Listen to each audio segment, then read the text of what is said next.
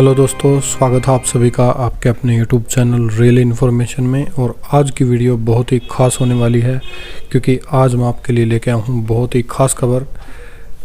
Video की शुरुआत हम करते हैं एक बहुत अच्छी न्यूज़ के साथ। देखिए, त्यागी सर ने आज ही ट्वीट किया है।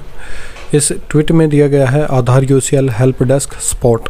हेल्प डेस्क से रिलेटेड जो यूसीएल की जो सर्विस है उससे रिलेटेड जो स्पॉट है वो जारी कर दी गई है। डायरेक्ट आप कांटेक्ट कर सकते हैं। कांटेक्ट नंबर यहाँ पर दिया गया है और ईमेल आईडीज़ दी गई हैं यहाँ पर, और नीचे वेबसाइट दी गई है esewa.csccloud.in/UCL। इस वेबसाइट पर जाकर आप डायरेक्ट ही बिना किसी अन्य व्यक्ति की मदद के आप डायरेक्ट ही जो है ना इस पे यूसीएल पे रजिस्टर कर सकते हैं। और अगर कोई प्रॉब्लम आती है तो इन नंबर्स पे आप कांटेक्ट कर सकते हैं। तो इसका मतलब ये है दोस्तों कि जो आधार की सर्विस है वो अब डायरेक्ट सीएससी से डायरेक्ट ऑपरेटर के पास आ जाएगी, उसमें कोई प्रॉब्लम नहीं आएगी। लेकिन उससे रिलेटेड जो डॉक्यूमेंट्स हैं, वो जो इम्पोर्टेंट डॉक्यूमेंट्स हैं वो क्या क्या चाहिए, जो आधार यूसीएल लेने के लिए आधार ऑपरेटर के लिए जो इम्पोर्टेंट डॉक्यूमेंट्स है वो मैं आपको बता देता हूँ, जो आपके पास होने चाहिए तब आप यूसीएल के लिए अप्लाई कर सकते हैं। और कौन कौन से डॉक्यूमेंट्स आपको कहाँ कहाँ से मिलेगी वो भी पूरी जानकारी मैं आपको दूंगा। लेकिन आप पूरा वीडियो अगर देखेंगे शुरू से अंत तक तो आपको पूरी बात समझ में आएगी। अगर आप आधार सर्विस लेना चाहते हैं तो ये पूरा वीडियो शुरू से अंत तक कंप्लीट देखिएगा, तभी आपको समझ में आएगा। तो सबसे पहले ज़रूरी है वो है सीएससी आईडी। आपके पास एक सीएससी आईडी होनी चाहिए। अगर आपने सीएससी आईडी नहीं अप्लाई की है तो सीएससी कैसे अप्लाई करनी है उससे रिलेटेड मैंने सभी से रिलेटेड मैंने अलग अलग वीडियो बना रखे हैं। मेरे वीडियोज़ आप और देख सकते हैं। दूसरे नंबर पे आपको चाहिए bank BC code. Bank BC code के लिए आपने अप्लाई करना है एक करंट अकाउंट किसी भी बैंक में, एचडीएफसी, एक्सिस, आईसीआईसीआई बैंक, इन बैंक्स में जो है ना आप करंट अकाउंट ओपन करा लीजिए। और उसके साथ बैंक बीसी उसी के साथ बैंक बीसी के लिए भी आपने अप्लाई करना होता है। बैंक बीसी के लिए कैसे अप्लाई होता है मैं आपको बताऊंगा अलग से। उसके साथ आधार ऑपरेटर का जो एनएससीआईटी का एग्ज़ाम है वो पास आउट होना चाहिए। एनएससीआईटी से रिलेटेड भी मैंने अलग से वीडियो बना रखा है, वो भी आप देख सकते हैं। पुलिस कैरेक्टर सर्टिफिकेट चाहिए, आधार कार्ड आपके पास होना चाहिए, प्रिंटर होना चाहिए, fingerprint device, monitor, iris, CCTV, token system machine, मतलब इस टाइप की कुछ छोटी मोटी चीज़ें इसके अंदर आपको चाहिएगी। बट जो बेसिक जो इम्पोर्टेंट चीज़ हैं वो है CSC ID, bank BC code, Aadhaar operator exam और police character certificate and Aadhaar card. ये चीज़ें आपके पास इंपॉर्टेंट तौर से आपके पास होनी चाहिए। अगर ये चीज़ें हैं तो आप सीएससी के इसके लिए यूसीएल सर्विस के लिए अप्लाई कर सकते हैं। तो सबसे पहले हम आ जाते हैं सीएससी आईडी के लिए। तो मैंने आपको अलग से बता दिया सीएससी आईडी का कैसे आप अप्लाई करेंगे। उसके लिए टैक्स सर्टिफिकेट होना चाहिए। टैक्स सर्टिफिकेट आप अप्लाई करके वो एग्जाम देके आप टैक्स सर्टिफिकेट गेट कर सकते हैं। उसके बाद आप सीएससी अप्लाई कर सकते हैं तो आपको सीएससी मिल जाती है। उसके बाद बैंक बीसी में आ जाइए। बैंक बीसी आप कैसे अप्लाई करेंगे। बैंक बीसी के लिए देखिए ये वेबसाइट है bankmitra.cloud.in। इस वेबसाइट पे जाके आप जो है ना आपने रजिस्टर करना होगा, रजिस्टर VLE। अब यहाँ पर दो ऑप्शन दिए गए हैं, एग्जिस्टिंग, न्यू। एग्जिस्टिंग का मतलब होता है कि आप पहले से रजिस्टर्ड हैं या न्यू हैं, न्यू कैंडिडेट है। फॉर एग्जांपल मैं न्यू कैंडिडेट हूँ तो ये चीज़ें आपके पास होनी चाहिए। ये candidate photo, identity proof, bank Mitra centre inside outside with photo with location tag, saving account and highest qualification document, IIBF certificate. हाँ सॉरी, एक IIBF सर्टिफिकेट मैंने नहीं बताया। IIBF सर्टिफिकेट भी आपके पास होना चाहिए। IIBF certificate, pan card and NOC, ये डॉक्यूमेंट्स आपके पास होने चाहिए। बैंक मित्रा के लिए आप अप्लाई कर सकते हैं। मैंने ऑलरेडी बैंक मित्रा में अप्लाई किया हुआ, मैं एग्जिस्टिंग कैंडिडेट हूं इसलिए मैं एग्जिस्टिंग पे क्लिक करता हूं। VLE इन्फॉर्मेशन अपडेट में आप जाइए, क्लिक हेयर टू लॉगिन। अगर आपने पहले इसमें रजिस्टर किया हुआ है लेकिन अब तक भी आपको बैंक बीसी कोड नहीं मिला है तो उसका क्या रीजन है, क्योंकि आपने अपनी डिटेल्स अपडेट नहीं करी है। देखिए इसमें IIBF नो है, IIBF आपको करना होगा और IIBF की आपको यहाँ पर सर्टिफिकेट की पासिंग की डेट यहाँ पर डालनी होगी, सर्टिफिकेट का सीरियल नंबर इसमें डालना होगा एंड सर्टिफिकेट अपलोड करना होगा। उसके बाद पुलिस वेरिफिकेशन यस करके उसकी डेट एंड PDF यहाँ पर अपलोड करना होगा। बैंक BC कोड जैसे मैंने HDFC लिया हुआ है, नियरेस्ट ब्रांच करके ब्रांच नेम IFSC कोड करके इसको अपडेट करना होगा। पहले तो इसको आप अपडेट कर लीजिए। अगर आपने अपडेट नहीं किया है तो अपनी डिटेल्स आज ही अपडेट कर दीजिए ताकि आपका बैंक बीसी का प्रोसेस आगे चल सके। दूसरी चीज़ क्या है कि आप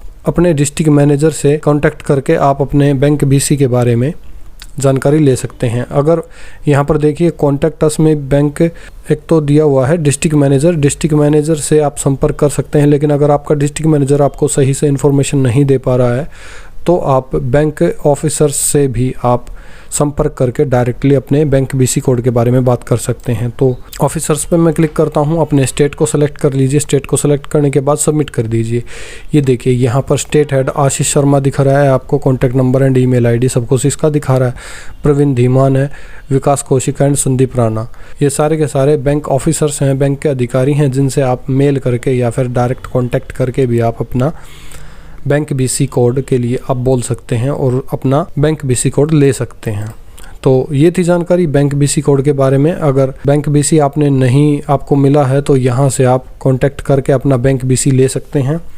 अगली चीज़ आ जाती है IIBF एग्ज़ाम की। IIBF एग्ज़ाम आपने क्लियर करना ज़रूरी है। IIBF का एग्ज़ाम आधार ऑपरेटर का एग्ज़ाम भी, NSCIT का एग्ज़ाम भी आपने पास करा होना चाहिए। तो NSCIT का एग्ज़ाम कैसे पास करना, उससे रिलेटेड मैंने पूरा वीडियो आपको बना के दिया हुआ है। 4 वीडियोज़ अब आप देख लीजिए, आप सुपरवाइज़र का एग्ज़ाम पास कर जाएंगे। बहुत सारे कैंडिडेट्स ने वहाँ से पास भी किया है और कमेंट्स भी डाले हैं जिनके अच्छे नंबर आए हैं। वीडियो से रिलेटेड जितने भी लिंक्स हैं वो सभी लिंक्स मैंने डिस्क्रिप्शन बॉक्स में शेयर कर दिए हैं।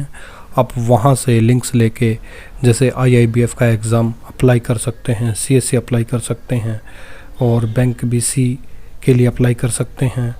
पुलिस वेरिफिकेशन कैसे अप्लाई करेंगे वो भी मैंने वीडियो बना के डाला हुआ है। और अगर ये सारी चीज़ें आपने कर ली हैं तो इसके बाद आप UCL के लिए अप्लाई कर सकते हैं। अब देखिए UCL कैसे अप्लाई करनी है। अब देखिए UCL में कैसे अप्लाई करेंगे। UCL की जो वेबसाइट है eSeva.csccloud.in UCL, इस UCL की वेबसाइट पे हम चलते हैं और UCL की वेबसाइट पे डायरेक्ट हम यहाँ पर आ गए हैं। ये देखिए UCL कनेक्ट डिजिटल सेवा से कनेक्ट करें। ये देखिए मेरी यहाँ पर email ID and CSC ID जो रजिस्टर्ड है इसमें वो शो कर रहा है। उसके बाद मैं प्रोसीड करूँगा। अब ये फार्म आपने भरना है। इस फार्म में क्या क्या चीज़ें हैं मैं आपको बता देता हूँ। VLE नेम, सबसे पहले आपने अपना VLE नेम डालना है कि जो ईमेल आपकी जो CSC ID है वो इसमें आई हुई है। बैंक BC कोड आपके पास होना चाहिए तभी आप आगे जा पाएंगे। उसके बाद name of bank issuing VLE BC code जिस बैंक ने इशू किया उस बैंक का नाम एंड BC कोड आपने डालना है। उसके बाद अपना स्टेट आपने सेलेक्ट करना है। उसके बाद डिस्ट्रिक्ट सेलेक्ट करना है, पिन कोड सेलेक्ट करना है, पिन कोड डालना है इसमें and location of the CSC is allocated, कहाँ पर एलोकेटेड है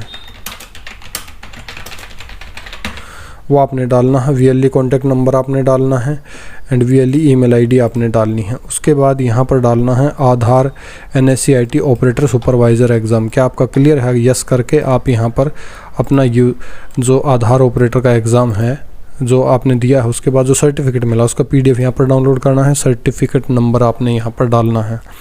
उसके बाद ऑपरेटर पुलिस वेरिफिकेशन यस करके आपने यहाँ पर अपलोड करना है एंड आधार डाउनलोड करके, नया आधार डाउनलोड करके PDF आपने अपलोड करना, आधार नंबर यहाँ पर डालना है। उसके बाद operator supervisor mobile number linked with Aadhaar के साथ जो मोबाइल नंबर लिंक है वो मोबाइल नंबर यहाँ पर देंगे। उसके बाद ऑपरेटर अल्टरनेट